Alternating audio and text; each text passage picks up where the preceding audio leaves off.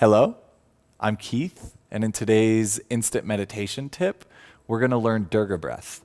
And this 3-part breath is useful to create calm. It's a calming breath. It also clears your lungs. And you can do it anywhere very quickly, and you'll notice a quick little shift in your mood. You'll feel a little bit more relaxed. And how to do it is you'll take a full, really deep breath in and fill your lungs up all the way.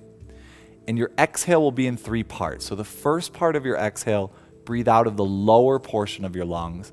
Pause for a few moments.